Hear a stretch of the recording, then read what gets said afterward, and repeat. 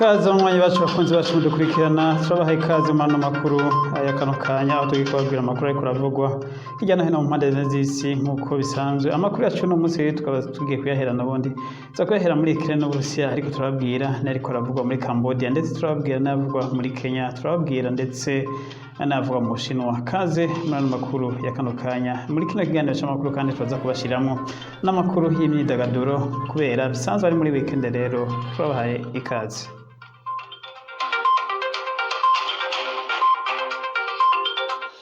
Tugiye kubaha ikaze rero banywanyi bacu, tubutsa kugira sabone, kugira subscribe, bakoresha ururimi rw'icongereza. Kaze muri ano makuru. Amakuru yacu rero nk'uko twari tubabwiye tugiye kuyahera mu Burusiya. Uburusiya rero ku munsi w'ejo bwarakomeje ibitero bikomeye cyane gose mu gace ka Mariupol, na cyane neza mu gace ka Azovstal Steel Plant, ahari hasanzwe hinyegeje abasirikare muri handake ya Azovstal Steel Plant.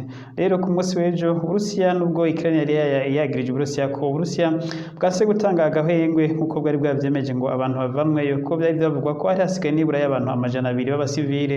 Ariko rero mu masaha y'umurango Uburusiya bwarahavuye bwemera guhagarika intambara, buha akanya umuryango mpuzamakungu utabara imbabare Croix Rouge bwo gutabara abandi bantu bari bashaka kuvayo. Rero abantu bavuye ku munsi w'ejo abantu 50 nibo umuryango mpuzamakungu Croix Rouge wabashije gukurayo, ariko rero hakaba harabaye imishameno hagati y'umuryango Croix Rouge ndetse n'igisirikare cy'Uburusiya, mu gihe hari umusirikare umwe yagombye kuvayo agendana n'abanyagihugu. Rero umusirikare akaba yararashwe imbere y'umuryango Croix Rouge. Imodoka rero zari zitwaye aba bantu bakaba zararashwe ko kubera umusirikare umwe yarariyo kandi yari yavanyeyo inkoho. Ibi rero bikaba ari byabaye ku munsi w'ejo, mu gihe aba bantu 50 bari bavuye, ariko atari uwo musirikare barashe agacapfa, nta wundi muntu yakomeretse muri abasivile bari bavuyeyo. Ibi navyo rero perezida wa Ukraine akaba yaciye ko Uburusiya buriko bukora ivyo bita ihonyabwoko, ndetse akaba yongeye kumenyesha perezida wa Ukraine Zelensky ko mu gihe Uburusiya buzohonya bano basirikare bari muri Azovstal Steel Plant ko atabiganiro by'amahoro Ukraine izosubira kujamo n'igihugu c'Uburusiya, aho ngo Ukraine izocideklara ko Uburusiya buriko bukora ihonyabwoko. Ngo rero kubw'ivyo igihugu ca Ukraine bizaba ngombwa ko kigwana ko uko bishoboye ngo ibiganiro bazoca babihagarika. Ubu rero n'ubu muri kano kanya intambara zirabandanya muri kano gace, intambara n'ubundi zikomeye cyane hagati y'igisirikare ca Ukraine, abasirikare ba Ukraine bakiri muri kano gace ka Azovstal Steel Plant ndetse n'igisirikare cy'Uburusiya kiriko kiragerageza kuhabomora byanka bikunda ngo bafate kino gisagara burundu, na cyane no munsi kwa umunsi ukomeye cyane ku gihugu cy'Uburusiya, aho gishaka gufata ni nko umunsi wa nyuma ku gihugu cy'Uburusiya ukomeye cyane kugira ngo bafate kano gace kose. Ko tubibutse ko ku munsi w'ejo itariki 8 z'ukwezi kwa gatanu ariho Uburusiya buzokwigina intsinzi aho gatsinda abanazi mu ntambara ya kabiri y'isi yose. Rero umunsi mukuru w'ejo urahambuye ku gihugu cy'Uburusiya, umunsi bitiriwe Victory Day canke umunsi w'intsinzi ku gihugu cy'Uburusiya aho catsinda abanazi burundu mu ntambara ya kabiri y'isi. Tukivuga rero iby'umunsi w'ejo Uburusiya buzohimbaza w'intsinzi bitiriwe intsinzi bita Victory Day mu Burusiya. Umunsi rero urakomeye cyane, imiteguro irakomeye hirya no hino mu gihugu cy'Uburusiya, aho i Moscow amadefile maremare yaguma aboneka y'abasirikare bitegura, ndetse n'imodoka z'intambara, ibifaru n'ibindi byose bikaba byamaze gushika byarashikanywe muri kino gisagara kugira ngo bazovyerekane, ndetse aho biteze ko hazokwerekanwa amabombe mashasha n'amamisire mashasha Uburusiya bufise kugira ngo bwerekane ko ibihugu by'uburengero biriko n'ivyo biriko birakora ko Uburusiya bwikomeye cyane kandi bushobora kugwana intambara yari yose Uburusiya atabwoba bufise, nk'uko bimenyeshwa n'ibinyamakuru bikora ngaha mu Rusiya ko ejo hiteze ijambo rikomeye cyane ya perezida Vladimir Putin azoshikiriza, aho bivugwa ko azoshikiriza, benshi bavuga ko ashobora gushikiriza kutangaza intambara yeruye ku gihugu ca Ukraine, canke agashikiriza ko ibikorwa batanguje ko byagenze neza, ico bise special operation muri Ukraine, aho ashobora gutangaza ko batsinze. Mu gihe rero uno munsi bo shobora gufata agace ka Mariupol, kano gace ka Azovstal Steel Plant 100%. Uburusiya rero ku munsi munsi w'ejo bwoshobora gutangariza intsinzi abarusiya n'amakungu ko bwatsinze, kuko Uburusiya ubu bwafokasinze ku gace ka Donbas region. Kano gace ka Donbas region kakagizwe hakuru n'intara ya Mariupol ndetse n'intara ya Crimea n'intara ya Luhansk, Donetsk na Republican Donetsk. Izo ntara akaba arizo zigize kano gace, ndetse aho amakuru y'ubutasi bwa Amerika n'Uburayi ariko aravuga ko Uburusiya buteganya gukora amatora ya kamarampaka canke amatora y'ubwizwa shingiro muri utuno duce muri zino ntara zibiri Luhansk na Donetsk Republican, aho ngo zino ntara zizotora amatora yo kwemera ko zibaye intara burundu z'Uburusiya nk'uko byagenze muri Crimea, ndetse rero mu nyuma hakaba hokurikiraho intara ya Mariupol nayo igasubira ngo iki gice cyose Uburusiya bushaka kucigarura ku nguvu, maze Ukraine isigare iri inyuma kure bace baca n'imipaka ntarengwa ku gihugu ca Ukraine. Ivyo rero ni bimwe mu vyitezwe ko Perezida Vladimir Putin ashobora gushikiriza ku munsi w'ejo, mu gihe amakungu rero abandanya asemera ndetse avuga ko intambara yohagarara, ariko Uburusiya bwo bukaba bwerekana ko atanisinya bufise yo guhagarika intambara, aho umuvugizi w'igisirikare c'Uburusiya ku munsi w'ejo yerekanye yongeye kuvuga ko Uburusiya bukomeye kandi bufise ibigwanisho bikwiye byo kwirinda, ndetse aho yavuze ngo igihugu cacu kirinzwe na S-300 na S-400 ngo ndetse n'izindi antimissile system zose, ngo kubw'ivyo rero ngo Uburayi n'Abanyamerika bamenye ko igihugu c'Uburusiya gikingiwe bikwiye ko atawo kivogera uko yishakiye. Ivyo rero babimenye, ngo akaba yamenyesha ko ibikoresho byose yaba indege yaba ubwato canke iki bizozana ibigwanisho muri Ukraine ko bizoba targeted n'ibigwanisho by'Uburusiya, ko bazobisambura aho bizoba biri hose. Rero wabifuza ko biyumvira ko botera Uburusiya ngo biyumvire kuko Uburusiya buracunzwe, ngo imbibe zose z'Uburusiya ziracunzwe neza cane gose, ngo umutekano w'Abarusiya n'Uburusiya uracunzwe, bazobigerageza bose bazohura n'akaga. Ibi vyavuzwe n'umuvugizi w'ubushikiranganji bwo kwivuna abansi mu Burusiya.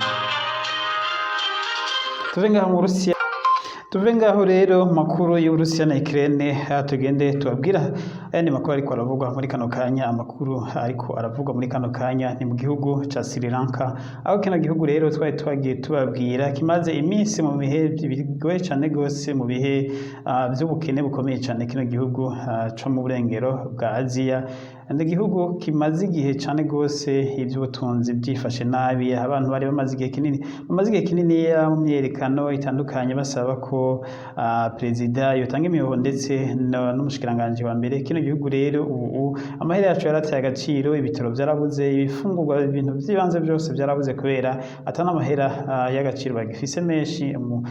Igihugu gifise amadeni menshi y'Ubushinwa ndetse n'ibindi bihugu byakiguranye, ndetse n'amafaranga menshi ya Banki Mondiale yabaguranye. Kino gihugu rero kikaba gisa no kugeza hatemba. Rero ubu imyerekano yakomeye cyane gose no munsi, aho baturi ibintu byinshi cyane gose, abantu benshi bakomeretse, ndetse igisirikare ca sukamwe ivyotsi bikoroza musozi gikoresheje indege n'amaburende n'amazi, aho rero abantu benshi bakomeretse, ndetse perezida w'iki gihugu akaba yaciye atangaza state emergency canke amategeko asanzwe nk'ay'igihugu kiri mu ntambara. Perezida w'iki gihugu rero Gotabaya Rajapaksa ariko asabwa rero n'abanyagihugu ko yotanga imihoho, canke ngo adatanze imihoho bagasaba ko mwene wabo asanzwe ari minisitiri wa mbere nawe yotanga imihoho, yitwa nawe nyene Rajapaksa Mahinda. Ikino gihugu rero urumva ko hari igihugu c'umuryango gitwagwa n'abahungu babiri bavukana, umwe ni perezida uwundi akaba minisitiri wa mbere. Rero ngo mu biro vya bano bategetsi nta n'umwe aratanga yerekana na sinye yuko ashobora gutanga imihoho nk'uko abanyagihugu babisaba. Rero tubabwire ko nibura amezi abiri agira here abanyagihugu bari mu mabarabara, hatanguye abanyeshure b'amashure makuru ndetse hasubira n'abanyeshure b'amashure mu universite, ariko byose by'amazi. Rero kino gihugu ni nkaho kimaze amezi abiri yose atakintu kiriko kirakorwa. Uno musore bikaba byageze ku rugero n'aho baturi ibintu byinshi bugarije irembo rya minisitiri wa mbere n'ibiro vya perezida bari mu myerekano. Rero perezida akaba yatangaje amategeko nk'ay'igihugu kiri mu ntambara, aho biboneka ko kino kibazo atanyishu kiriko kiratora, ndetse n'amakungu bisa nkaho yateranye kino gihugu n'amakungu atacu, ariko arabivuga ko urazi kininiya kuko kino gihugu ni igihugu gisa n'igihugu gikenye cane gose, ndetse ngira ngo n'ibihugu by'amakungu nta internet nini cyane bifise, kuko kuko kino gihugu nta butare n'ibindi nk'ibitoro n'ibindi gifise, arico gituma biboneka ko bisa nuko n'amakungu ataco ariko arakivuga ko. Rero abanyagihugu bo muri kino gihugu basaba ko uyu minisitiri wa mbere ndetse n'uwo perezida botanga imihoho, ariko ntibariko batanga imihoho, ntibaravuga ico bashobora gukora. Ariko muri kano kanya rero abantu benshi bakomeretse n'igisagara kiri mu kajagari katagira uko kangana. Ubu perezida Gatabayera Japani akaba rero yatangaje ko igihugu kigiye muri state of emergency canke cahawe amategeko nk'ay'igihugu kiri mu ntambara, aho abantu bose basabwa kuguma muhira, abari hanze nabo bagafatwa n'igipolisi. Tuve ngaho rero nk'uko twari tubabwiye, tugaruke mu makuru twabwiye mu Bushinwa. Mu Bushinwa rero ariko haba ibyo kwita ngo urucanco rwa gatatu. Inyuma yaho corona muri kino gihugu ihakubitiye cane gose, ndetse ubu bakaba bariko baracanca n'abana batoya cane, aho bivugwa ko incanco ziba ariko ziratanga ubu ziko zigenda neza. Ni nyuma y'imisi mike yaho corona yari yasubiye kuba ndase muri kino gihugu c'Ubushinwa, ndetse hakaba ama lockdown ya Hong Kong n'ahandi. Urero ngo nibura hariko haraba agahengo, nubwo ibitigiri bikiri hejuru vy'abanduye corona, ariko kubw'incanco ziko ziratanga ubwinshi ngo agahengwe kariko karaboneka.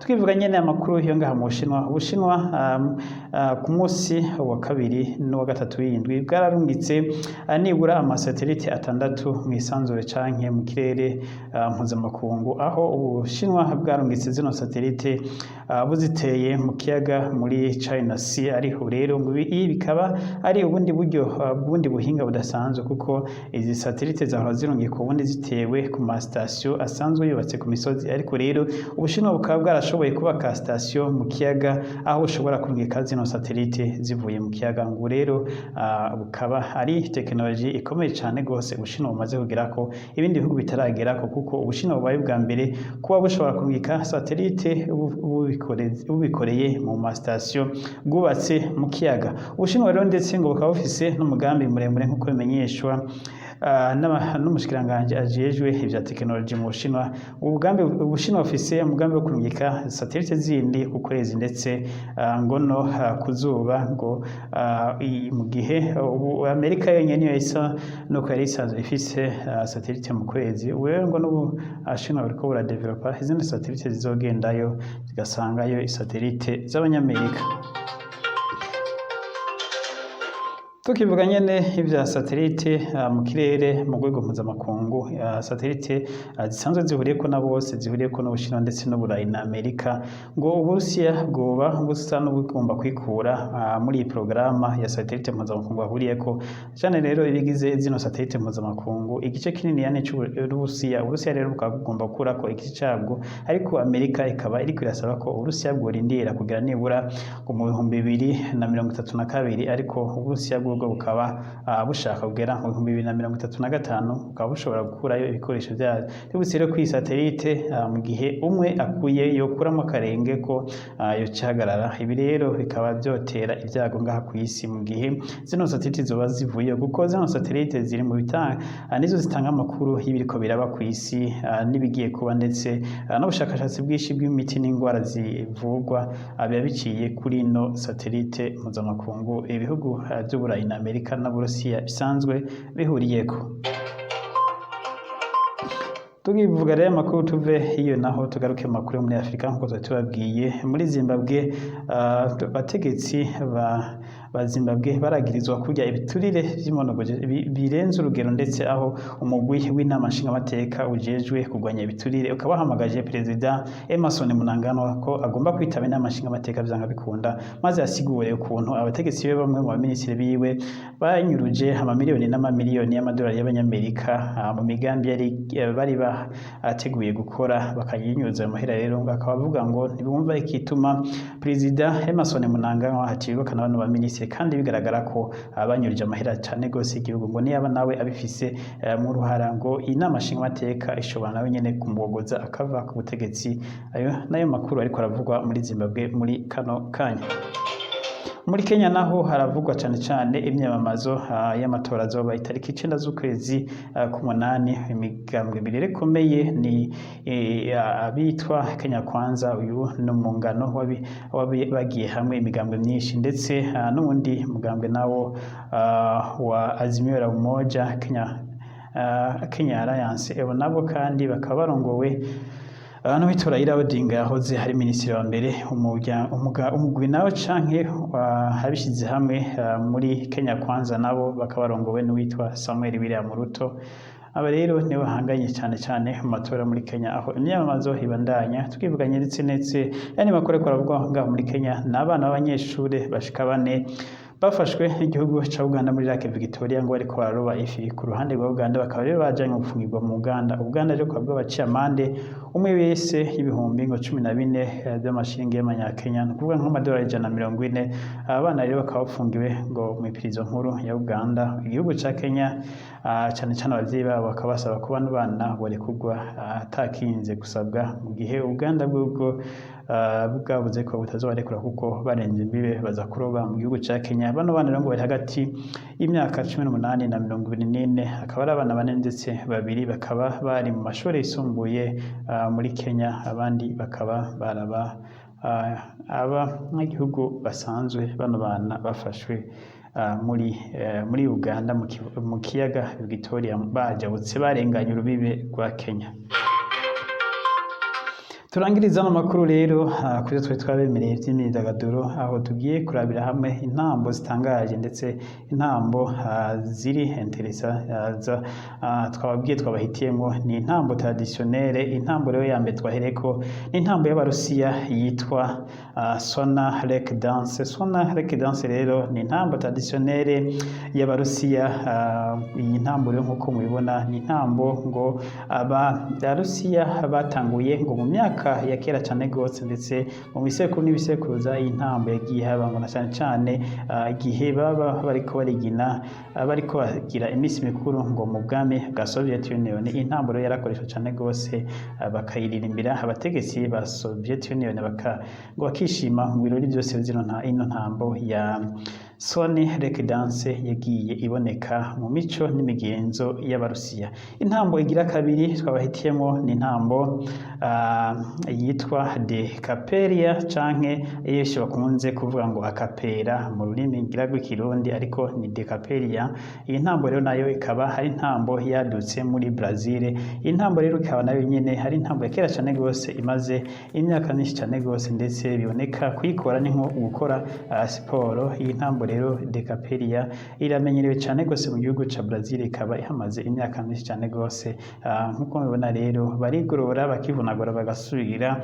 Iyi ntambo rero irakunzwe cyane mu gihugu ca Brazil. Iyi ntambo rero twabahitiyemo ni intambo yitwa Celestian Dance. Iyi ntambo rero ikaba yamuka muri Cambodia. Celestian Dance ni intambo Cambodia nabo bisekuru n'ibisekuruza bagiye barakora. Iyi ntambo ikaba imaze imyaka myinshi, ndetse ngo intambo bakaba barayikoresha mu gihe bafise abagwayi ngo bafashwe n'amadayimoni n'ibindi, ngo bakaba batambira ngo maze bakabona gukira. Yarakoreshwa rero nka traditionnelle medicine, intambo de Celestian. Ariko rero intambo yaravuye muri Cambodia ikwira n'ibindi bihugu, ndetse hari n'ibihugu byo muri Afrika bikoresha iyi ntambo ya Celestian Dance. Intambo ariko amamuko yayo ikaba yamuka mu gihugu ca Cambodia. Indi ntambo twabahitiyemo ni intambo yo muri Ethiopia. Intambo yo muri Ethiopia yo yitwa Negabudu Beza. Negabudu niba ndabisomye ni Negabudu Beza. Intambo rero akaba ari intambo traditionnelle y'abanya Ethiopia. Intambo nayo nyene ikaba ari intambo mu ntambo zishaje cyane gose ya kera cyane gose, ibisekuru n'ibisekuruza by'abanya Ethiopia bagiye bayisangaho bayigira cyane cyane mu gihe c'abami. Ikaba yaratambwa itambirwa abami batwaye Ethiopia. Rero intambo ni intambo imwe mu ntambo zimenyerewe cyane gose muri Ethiopia, nkuko mubibona bayigira bambaye imyambaro traditionnelle y'abanya Ethiopia. Igihe cyose bagomba kugira intambo bivunagura batambasimba. Naha rero nibitwaye twabateguriye kuri no munsi. Mugire weekend nziza. Imana ibashigikire byanyu abahimbaza isabato nziza mugubwe neza mwese aho muherereye muzanye no mu banyu.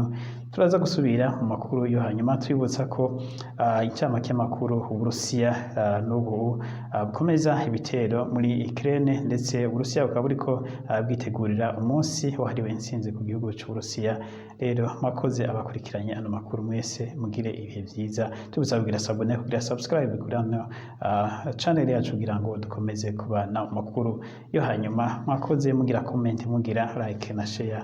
Imana ibazigame mu banyu no mu byanyu mugire aho muba mwubahwe twese weekend nziza hamwe muryoherwe mugubwe neza. Mwakoze.